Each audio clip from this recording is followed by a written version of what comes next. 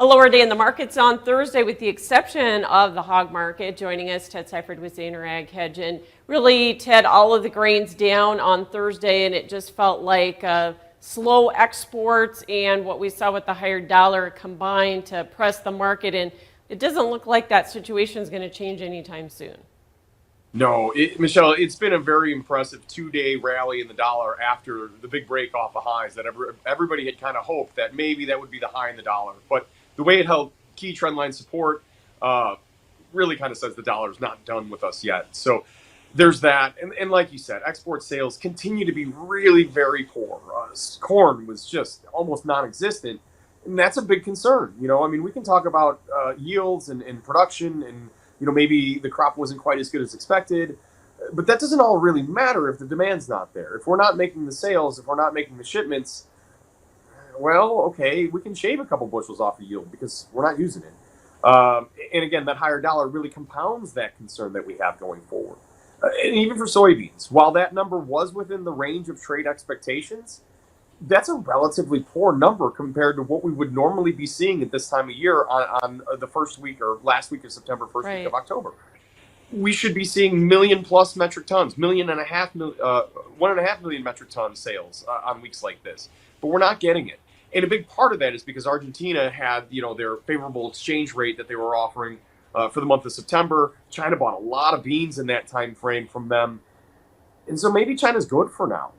And then problems on the river is really making the bids really just not affordable for countries outside of China, right?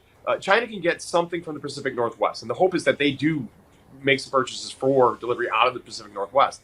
But the Gulf is just going to be a problem going forward. The forecast doesn't look favorable. It doesn't look like there's any relief in sight. Yeah. So there's a lot of things on the demand side that are kind of piling up on the grains and adding some of the pressure.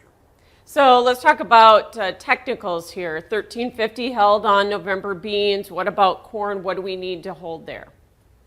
Yeah, so 662.5 is really the line in the sand for corn. If we stay above that, we'll keep kind of trading this sideways range that we've been in corn up near the recent highs, which is nice. We haven't been able to get up and above $7, but we really haven't broken below 670 either. But if we do get below 662.5, then it looks like 633. 620 in a fairly quick manner. So that's a real key number for me that we really need to hold. As far as soybeans are concerned, we had a big target on the chart in the form of this gap that's been there since July. We got into that gap, but didn't quite fill it. We got down to 1350. The gap fill would be 1349.25. A lot of people will say that, bull markets don't completely fill downside gaps and then turn around and reverse higher. So there are a lot of people that are hoping for that. Along with the seasonality, I mean, a lot of people throwing around the stat of, what is it, 13 or 12 out of 15 last 15 years, soybeans have been higher in the first 3 months of October. So there is some hope or expectation for beans to be higher on seasonality. But if you take out the bottom of the gap, soybeans pretty easily look like they can get down to about 13.22. Yeah. And then it's, the psychological $13 mark. So, and it's hard to do that, isn't it, Ted, when you're in the middle of harvest? Yeah, I mean, it's hard to have that bounce, and harvest is a little bit behind, right? And so with harvest being behind, that harvest low that we look for a lot of times is behind. And then on top of that, problems with the river. So there's a lot of things this year, Michelle, that I just don't know if seasonality works. And again, it concerns me when everybody starts talking about the same thing, and everybody they're trying to will this bounce in beans. It makes me worried that there's some pretty tight stops out there that the market might want to go hunt for in the relatively near future. So wheat was weighed on by the same factors as corn. The exports were poor, the dollar higher, but that market also tried to close above $10. Both Kansas City and Minneapolis a couple times this week couldn't do it. Are we seeing kind of a technical failure in that market? Yeah, you really are. And Chicago December held the very, very key trendline support just by a hair today. If it breaks through that, you take a fairly friendly looking chart and just completely change it to a neutral to bearish chart. And it's really surprising because fundamentally you go back to the production report, which was a big shock last Friday. Absolutely. It was a really bullish report. And when I try to plug these numbers into a USDA balance sheet, we're well below 600 million bushel carryover for wheat, one of the tightest domestics scenarios we've seen in a little while. Yet we can't respond positively and hold on to any strength.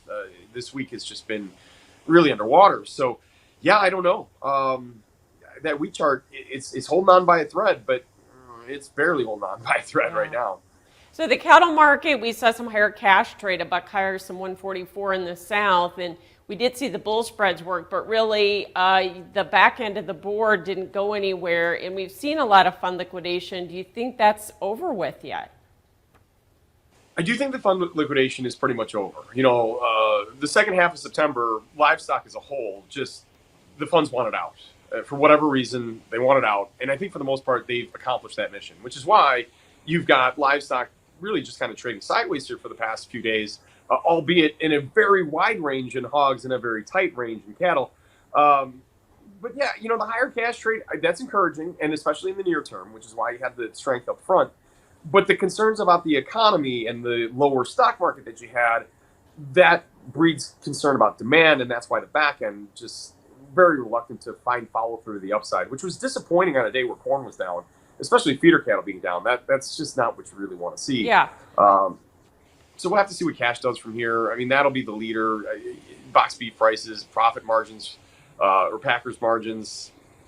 But for right now, it's just very content to go sideways. While the hogs have reversal after reversal. I mean, just massive reversals after reversal. And now we're back to sort of the highs of the week again. I think hogs had gotten really undervalued. We had the big break that was kind of triggered by, the Chinese selling off a big portion of their state stocks or state reserves. But then they were in for exports this morning, and it was a good report. Yeah, another solid number. We're stringing together some good weeks here, Michelle. And China in there. So, okay, maybe we overreacted to that. Maybe hogs are more value priced around 80 to 83 rather than 76, 77. So I'm optimistic that hogs get a little bit more follow through the upside. And I wonder if the funds maybe come back in at some point. I still think hogs are a very interesting recession trade. I think pork demand could really increase if people decide, my 401k is getting real beat up. I really don't want to go spend the high dollars on the real nice cut of ribeye. Maybe I should just buy some pork chops. So I don't know. I would think the speculators might have some interest in that. Well, thanks for joining us as always. That's Ted Seifert with Ag Hedge.